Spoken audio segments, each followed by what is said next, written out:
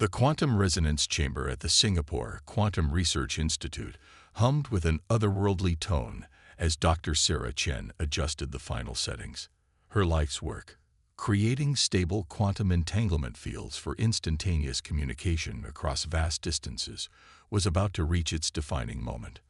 The chamber's crystalline core pulsed with a soft blue light, each beat representing millions of entangled particles maintaining perfect synchronization. "Final calibration complete," announced Dr. Wei Zong, her research partner of 15 years. His fingers danced across the holographic interface, confirming readings that would have seemed impossible just a decade ago. The quantum field is holding steady at 99.99% coherence. Sarah allowed herself a small smile. After 30 years of research, countless failed attempts, and 3 complete rebuilds of the quantum chamber, they had finally achieved what many had deemed impossible: a stable quantum communication network that could theoretically span the entire solar system. "Beginning transmission sequence," Sarah announced, her voice steady despite the gravity of the moment. The test was simple in concept: send a quantum-encoded message to their sister facility on Mars. If successful, it would revolutionize human space communication, eliminating the 20-minute delay that had hampered Mars operations for so long. The chamber's hum deepened as power flowed through its systems. On the main display, a countdown ticked toward 0. 3, 2, 1. The message transmitted. For a fraction of a second, everything worked perfectly. Then, something responded. The quantum field fluctuated wildly, its carefully maintained coherence shattering as foreign patterns invaded the network. The chamber's blue glow turned an angry red, and every display in the lab exploded with data. "What's happening?" Wei shouted over the growing chaos. "These patterns, they're not random interference." Sarah's hands flew across her console, trying to make sense of the flood of information. "No, they're not. This is structured communication. Someone, or something, is responding to our transmission." Before either scientist could react further, every screen in the laboratory went dark. When they flickered back to life, they displayed a single image, a strange, geometric symbol that seemed to shift and change the longer one looked at it. A voice filled the lab, bypassing their ears and materializing directly in their minds. "Humans, you have crossed a threshold. Your species has accessed quantum realms reserved for civilized races. This transgression cannot be permitted." Through the laboratory's windows, Sarah watched as the sky turned an impossible shade of purple. A massive shape emerged from what appeared to be a tear in space itself, a vessel of some kind, its surface covered in ever-shifting geometric patterns that hurt her eyes to look at. "Security breach in quantum containment." Wei's voice cracked with urgency. "They're accessing our network." Sarah's training kicked in. "Initiate Protocol Omega. Shut everything down." Her fingers flew across the console, activating emergency protocols designed for exactly this scenario, though she had never truly believed they would be needed. But it was too late. The alien presence had already infiltrated their systems, bypassing defenses that should have been impenetrable. The quantum chamber's crystalline core began to pulse with an intense, sickly green light. "Sarah," Wei's warning came too late. A beam of pure energy lanced down from the alien ship, striking the facility with surgical precision. The quantum chamber exploded in a cascade of crystalline shards and quantum energy. In that final moment, Sarah Chen smiled. Because she knew something their attackers didn't. This wasn't just a research facility. It was a trap. Across the globe, similar scenes played out at quantum research facilities in Moscow, Cape Canaveral, Buenos Aires, and 8 other locations. 12 of humanity's brightest minds in quantum physics were systematically eliminated by precise strikes from orbit. The aliens believed they were cutting off humanity's access to quantum technology before it could truly begin. They were wrong. In a heavily shielded facility beneath the Australian outback, General Michael Hayes watched the attacks unfold on multiple displays, each lost signal representing another brilliant mind snuffed out. His face remained impassive, but his hands clenched into fists. They took the bait, his aide, Colonel Jessica Rodriguez, confirmed. All 12 targets eliminated exactly as Dr. Chen predicted. Hayes nodded grimly. Activate the Deadman switch. Authorization code. Prometheus Rising. Deep beneath the Earth's surface, in secret facilities scattered across 6 continents, ancient computers hummed to life. Systems that had been waiting dormant for years began their startup sequences. The 12 scientists hadn't just been researchers. They were the architects of humanity's survival plan. The alien voice broadcasted worldwide. Your primitive attempts to access quantum technology have been halted. You have 48 hours to surrender all research data and destroy your facilities. Failure to comply will result in planetary sterilization. In the Australian Command Center, Hayes allowed himself a cold smile. Send our response. Rodriguez typed a single command into her console.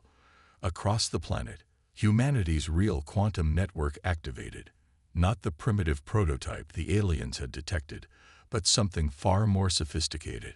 Something the 12 had spent decades preparing in secret. Let's show them why you don't kill Earth scientists, Hayes said quietly.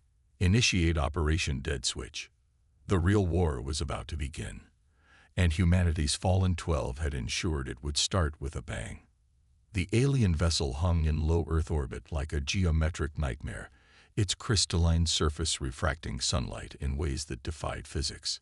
Inside the Australian command bunker, Colonel Rodriguez pulled up the final message Dr. Sarah Chen had recorded just days before her death. Sarah's hologram materialized in the center of the command room. If you're watching this, then the Nexari have arrived exactly as we predicted. Their attack on Earth's quantum facilities wasn't just expected, it was counted on. Every scientist they killed was a key that unlocked another piece of our real defense system. General Hayes watched the familiar message with grim satisfaction. He'd worked with these scientists for 15 years, helping them prepare for this exact scenario. The world thought they were pursuing quantum communication. In reality, they were building humanity's survival insurance. The Nexari are quantum purists, Sarah's hologram continued. They believe they alone have the right to manipulate quantum mechanics.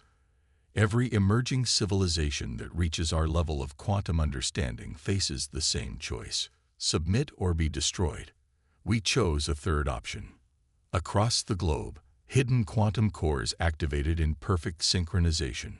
What appeared to be normal communication satellites shed their mundane disguises, revealing weapons platforms that had been hiding in plain sight for years. Their first mistake was assuming we were just beginning to understand quantum mechanics. Sarah's image smiled. Their second mistake was believing that killing 12 scientists would stop our progress. Their fatal mistake was not understanding that humans plan for failure. In orbit, the Nexari vessel's sensors detected the activation of Earth's defensive grid. Inside the ship, Supreme Commander Axar received urgent reports from his quantum analysis team. Impossible, he hissed, his crystalline form vibrating with agitation. Their quantum signatures are far too advanced. These systems should have taken decades to develop. Rodriguez brought up the tactical display, showing hundreds of quantum-linked defense platforms moving into attack positions. All systems are green, sir. Operation Dead Switch is fully operational. They believe quantum mechanics should be ordered, predictable, controlled. Sarah's recording continued. We knew they would never understand how humanity approaches physics. We don't just study quantum mechanics. We embrace its chaos. The first shot of the war wasn't fired by the massive weapons platforms. Instead, it came from what appeared to be a weather satellite. Its seemingly random orbital corrections, actually a carefully choreographed quantum dance. The beam struck the Nexari vessel's shields, not with brute force, but with controlled quantum chaos. Shields at 92% capacity, a Nexari operator reported. The human weapon it's not following any known attack pattern. Our predictive algorithms can't. The second strike came from the opposite direction, its quantum signature deliberately mismatched with the first. Where Nexeri quantum technology relied on perfect synchronization, humanity's weapons embraced asynchronous chaos. What they never understood, Sarah's hologram explained, is that humans have been preparing for alien contact for centuries, not just through science, but through science fiction. Every possible scenario, every potential threat, we've imagined it all. And some of us made sure we were ready. Hayes watched as the Nexeri vessel's shields fluctuated wildly, unable to maintain coherence against attacks that deliberately violated their understanding of how quantum weapons should work. All units, execute attack pattern Chen Alpha. Earth's defensive grid came alive, each platform firing seemingly random shots that combined into a devastating quantum symphony of destruction. The Nexeri shields, designed to counter organized, predictable attacks, couldn't adapt to humanity's controlled chaos. Their entire civilization is built on the principle that quantum mechanics must be controlled. Sarah's message continued. We built our defenses on the opposite principle. Quantum mechanics is inherently chaotic, and true mastery comes from embracing that chaos. The Nexeri vessel's shields collapsed under the onslaught, its perfect geometric form marred by spreading cracks. Inside, Supreme Commander Axar watched in horror as his ship's quantum core began to destabilize. Emergency quantum jump, he ordered. We must warn the fleet. These humans, they're not primitives. They're something else entirely. As the Nexeri ship prepared to flee, Sarah's final message played. Remember, General Hayes, this is just the beginning. They'll be back with their fleet, thinking that overwhelming force is the answer. That's when we show them what humanity's quantum weapons can really do. The alien vessel vanished in a flash of quantum energy, leaving Earth's orbital defense grid standing ready. In the command bunker, Hayes turned to Rodriguez. Begin Phase 2 preparations. We have 48 hours at most before their fleet arrives. Do you think we're ready, sir? Rodriguez asked, studying the tactical displays showing Earth's revealed defenses. Hayes smiled grimly. Sarah and the others spent their lives making sure we would be. The Nexeri think they just eliminated a primitive quantum research program. Instead, they've activated the most sophisticated defensive network ever created. And the best part? It's designed to get stronger with every attack they launch. Around the planet, more hidden facilities were coming online. Quantum cores pulsed with controlled chaos, each one a testament to the brilliance of the 12 scientists who had sacrificed themselves to spring humanity's trap. The real war was about to begin, and humanity was ready to show the galaxy why you should never underestimate a species that thrives on chaos. 43 hours after the first Nexeri ship fled Earth orbit, the quantum sensors hidden throughout the solar system detected the arrival of the alien fleet.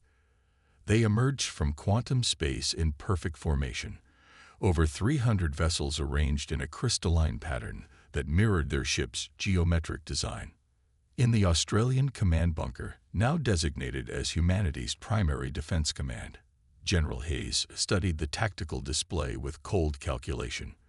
They're exactly where Dr. Chen predicted they would appear. Multiple quantum signatures detected, Colonel Rodriguez reported, her hands moving across the holographic interface. Their fleet formation is generating some kind of synchronized quantum field. Energy readings are off the charts. The main screen displayed the Nexeri fleet's perfect arrangement, a three-dimensional geometric pattern that would have been beautiful if it wasn't designed for planetary annihilation. At the center, a massive vessel dwarfed its escorts, its crystalline surface rippling with quantum energy. Incoming transmission, Rodriguez announced, broadcasting on all frequencies and quantum channels. Supreme Commander Axar's voice filled the command center, its artificial translation carrying notes of barely contained rage. Humans, your resistance is noted, but futile. You have demonstrated dangerous and unpredictable use of quantum technologies. This cannot be permitted. Surrender now, and your species will be preserved under proper guidance. Hayes nodded to Rodriguez. Send our response. The one Dr. Chen prepared. The message that played across every Nexeri ship wasn't a voice transmission. Instead, it was a burst of pure quantum data, deliberately chaotic and complex. To the Nexari sensors, it would appear as nonsense, until their quantum computers finished processing it. Aboard the Nexari flagship, Axar watched in growing horror as the human response decoded itself. It wasn't just a message. It was a virus, designed specifically to exploit the synchronized nature of Nexari quantum systems. Throughout the fleet, carefully maintained quantum fields began to fluctuate. Impossible, Axar snarled. Their quantum technology was primitive. They couldn't have developed something this sophisticated. Sir, his quantum officer interrupted. The human message. It's affecting our synchronization protocols. The fleet's quantum lattice is destabilizing. On Earth, Hayes smiled grimly. Dr. Chen's final gift to them. Begin Phase 3. Earth's orbital defense platforms came alive, but they didn't fire. Instead, they began generating their own quantum fields, each one deliberately misaligned with the others, creating a cacophony of quantum interference that played havoc with the Nexari's perfectly ordered systems. Their entire technology is based on quantum synchronization, Rodriguez explained, remembering Sarah's briefings. They can't comprehend how we're willing to use desynchronized quantum fields. To them, it's like trying to build a computer out of random number generators. The Nexari fleet's perfect formation began to waver as their ships struggled to maintain quantum coherence. Axar barked orders, trying to compensate for the humans' chaotic attack. Recalibrate all quantum cores.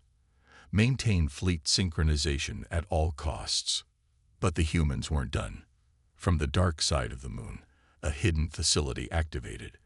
Dr. Weizhong's final project. It generated a massive quantum pulse that rippled through space, its frequency continuously shifting in patterns based on human music. Jazz improvisations translated into quantum mechanics. They're responding exactly as predicted, Hayes noted, watching the Nexari fleet trying to adapt. They can't handle randomness. Everything in their civilization is built on perfect order and control. The Nexari ships began firing, their quantum weapons launching devastating beams of concentrated energy. But Earth's defenses were ready. The orbital platforms didn't try to block or deflect the attacks. Instead, they absorbed the energy, using the Nexari's own perfectly ordered quantum states to power their chaotic responses. Sir, Rodriguez called out, quantum signatures detecting from the Mars sector. They're trying to flank us with reinforcements. Hayes nodded. Right on schedule. Activate the Jupiter array. In the outer solar system, massive quantum transmitters that had been hidden in Jupiter's radiation belts powered up. These weren't weapons. They were quantum noise generators, broadcasting waves of controlled chaos across space. To Nexari sensors, it would be like trying to navigate through a quantum thunderstorm. Multiple ships showing critical quantum core destabilization, Rodriguez reported, watching as the first Nexari vessels began to break formation. Their synchronized attack patterns are falling apart. Aboard the Nexari flagship, Axar received increasingly desperate reports from his fleet commanders. Every attempt to counter the human attacks only seemed to make things worse. Their quantum weapons, designed to function in perfect harmony, were being turned against them by the humans' embrace of chaos. This defies all logical combat doctrine, Axar raged. Their defense systems aren't even attempting to coordinate. Each platform acts independently, generating quantum interference patterns that should be impossible to maintain. On Earth, Hayes activated the final phase of humanity's counterstrike. Deploy the quantum mines. What the Nexari had assumed were debris fields from human space operations revealed themselves to be sophisticated weapons platforms. Each one began generating its own unique quantum field, creating a web of overlapping chaos that trapped the alien fleet in a maze of quantum interference. Remember what Dr. Chen said, Hayes told his command staff. The Nexari built their civilization on controlling quantum mechanics. We built our defenses on the principle that true strength comes from adapting to chaos. The battle reached its crescendo as Earth's defensive grid launched its first coordinated attack. Though coordinated was hardly the word. Each weapon platform fired according to its own random pattern, creating a storm of quantum energy that overwhelmed the Nexary's synchronized shields. The first alien ships began to fall, their perfect crystalline forms shattering as their quantum cores overloaded. The Nexary fleet's formation collapsed entirely, individual vessels trying desperately to escape the quantum chaos that humans had unleashed. "Sir," Rodriguez reported, "they're retreating. Multiple quantum jump signatures detected." Hayes watched as the Nexary fleet fled in disarray, their perfect military formation reduced to panic and chaos. But he knew this was only the beginning. The Nexary wouldn't accept this defeat easily. They would return with an even larger force, determined to eliminate the human threat to their ordered universe. But humanity would be ready. The 12 scientists hadn't just built defenses, they had created a whole new way of waging quantum warfare, one that turned the enemy's greatest strength into their greatest weakness. The first major battle was over. The war for humanity's survival was just beginning. 2 weeks after humanity's first major victory, the quantum sensors throughout the solar system remained silent. But in the Australian command bunker, no one believed the Nexary had given up. They were regrouping, analyzing, preparing for their next assault. General Hayes stood before a holographic representation of Dr. Sarah Chen's final project, a quantum prediction matrix that combined advanced physics with game theory. "They'll adapt," he told his assembled command staff. "The Nexary may be rigid in their thinking, but they're not stupid." "New quantum signatures detected," Colonel Rodriguez announced, "right on schedule. Deep space sensors are picking up." "Sir, these readings don't make sense." The tactical display lit up with incoming signals. The Nexary were returning, but not with the massive fleet everyone had expected. Instead, thousands of smaller vessels emerged from quantum space, each barely larger than a fighter craft. They moved independently, without any apparent formation. "They're learning," Hayes realized. "If synchronized fleet actions don't work against our chaos-based defenses, they're trying to overwhelm us with individual units." Rodriguez finished, each ship operating independently to avoid creating a single quantum lattice we can disrupt. The Nexary strike force approached Earth's orbital defense grid. This time, there was no demand for surrender, no ultimatum. The alien ships simply attacked, each one choosing its own target and trajectory. "Clever," Hayes admitted. "Our quantum interference tactics won't be as effective against desynchronized targets. Activate Contingency Protocol Beta."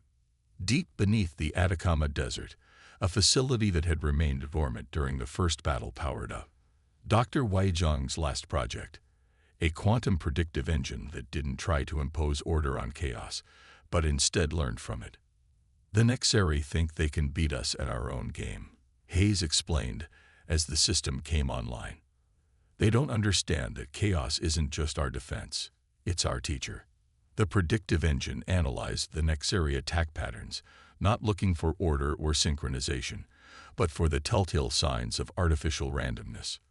Because even when trying to be unpredictable, the Nexary couldn't help but follow certain patterns.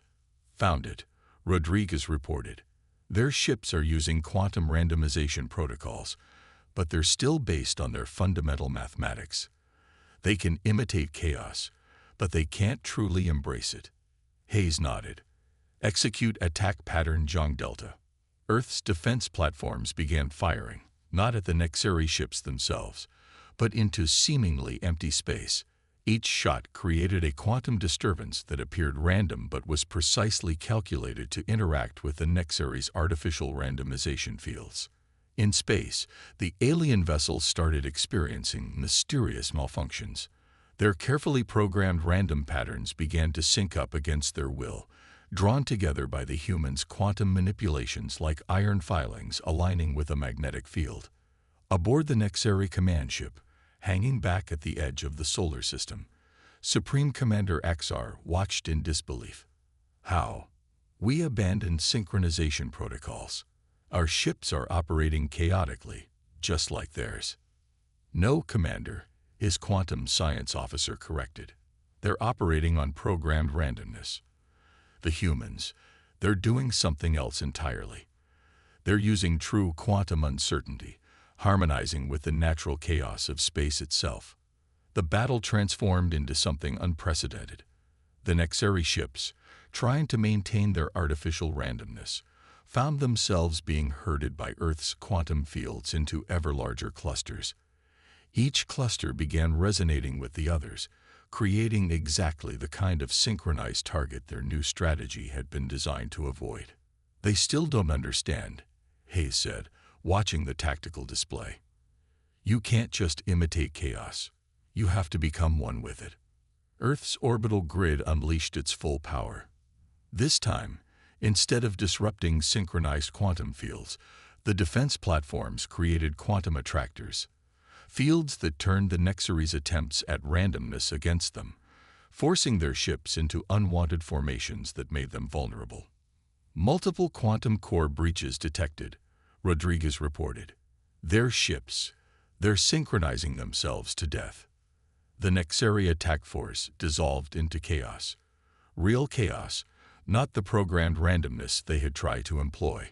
Individual ships either fled into quantum space or succumbed to their own malfunctioning systems.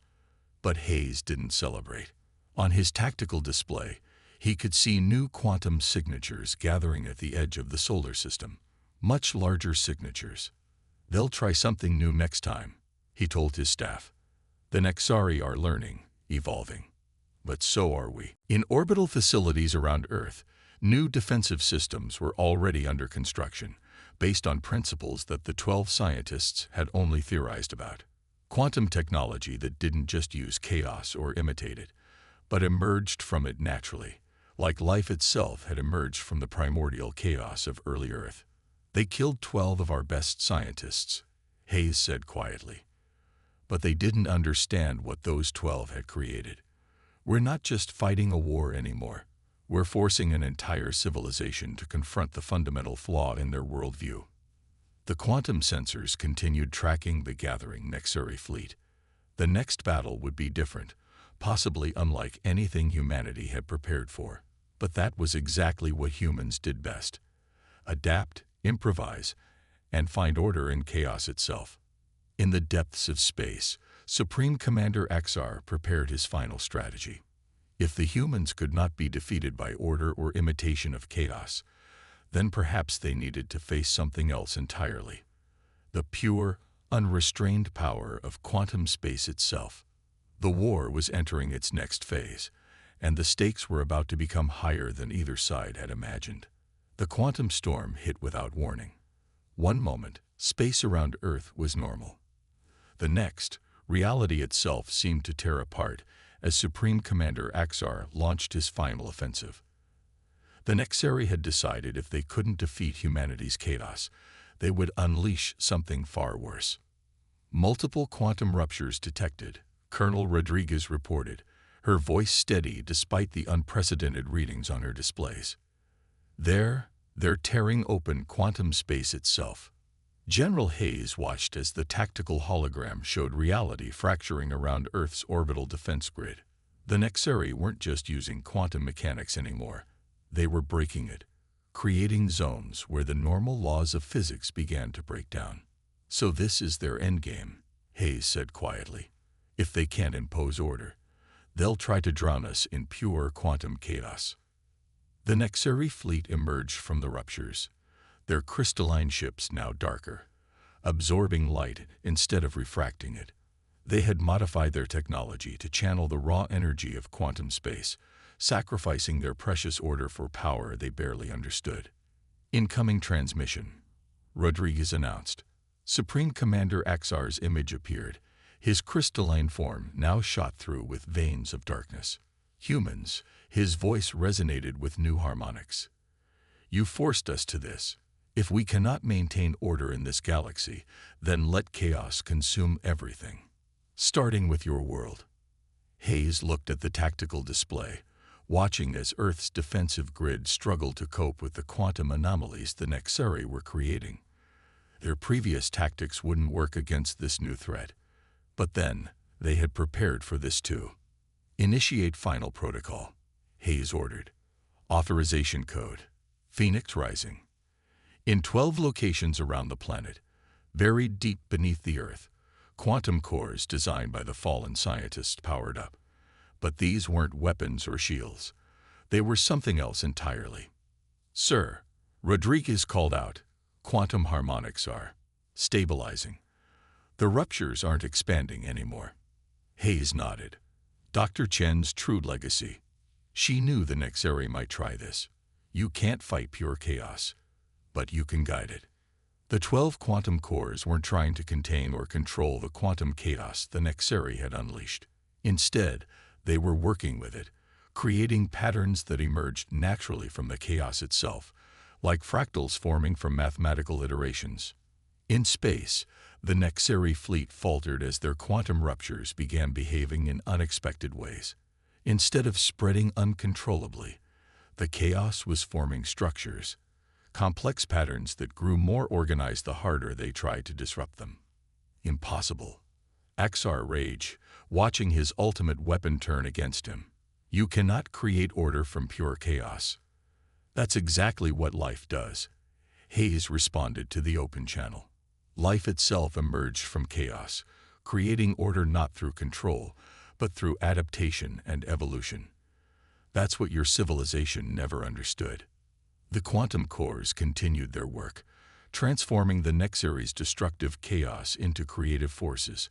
Where the aliens had torn holes in reality, new structures were forming. Quantum lattices that grew naturally, like crystals forming in a solution.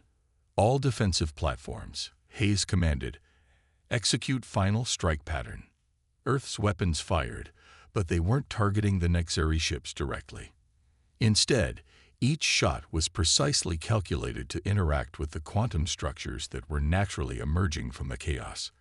The aliens had created the perfect weapon against themselves. Nexari ships began to break apart, not from weapons fire, but from the very chaos they had unleashed. Their rigid technology couldn't handle the organic patterns that were forming around them. It was like watching ice crystals shatter as they tried to maintain perfect geometry in flowing water. You don't understand, Axar transmitted, his voice filled with desperation. Quantum mechanics must be controlled. There must be order. No, Hayes replied. What you call order is just frozen chaos. True stability comes from adaptation, from working with chaos instead of against it. That's why Earth's 12 greatest scientists sacrificed themselves, not to give us a weapon, but to teach us this lesson. The quantum ruptures the Nexari had created were closing, but not through force or control. They were healing themselves as natural quantum patterns reasserted themselves. The 12 cores weren't fighting chaos.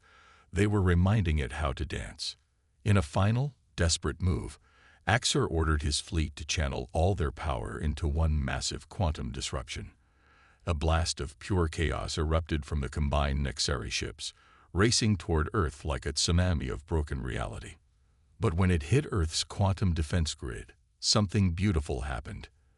The chaos transformed, flowering into complex, fractal patterns of energy that grew outward in endless natural repetition. The Nexari attack became a monument to the very principle they had fought against, order emerging naturally from chaos. Stand down, Hayes transmitted to the remaining Nexari ships. Your weapon just proved our point. The universe doesn't need to be controlled. It organizes itself, given the chance. That's what our scientists died to help us understand. One by one, the Nexari vessels powered down their quantum cores. They had sought to win through pure chaos, only to discover that humans understood chaos better than they ever had. Not as a weapon to be unleashed, but as a fundamental force of creation. In the Australian command bunker, Hayes looked at the images of the 12 scientists displayed on his wall. Sarah Chen, Wei Zhong, and the others had known this moment would come. They had sacrificed themselves not just to protect humanity, but to teach it, and through humanity, to teach the Nexari as well. Send the final message, Hayes ordered. Throughout the Nexari fleet, quantum cores received a transmission, not a demand for surrender, but an invitation. The complete works of Earth's 12 scientists, their understanding of how order and chaos work together in an eternal dance of creation. They killed 12 humans, Hayes said quietly. And in doing so, they forced their entire civilization to confront a truth they have been denying for millennia. Sometimes destruction leads to rebirth. Sometimes chaos is the only path to true order. The war was over. The Nexari fleet retreated, not in defeat, but in contemplation. They had come to impose their version of order on humanity. Instead, humanity had shown them a deeper truth about the nature of reality itself.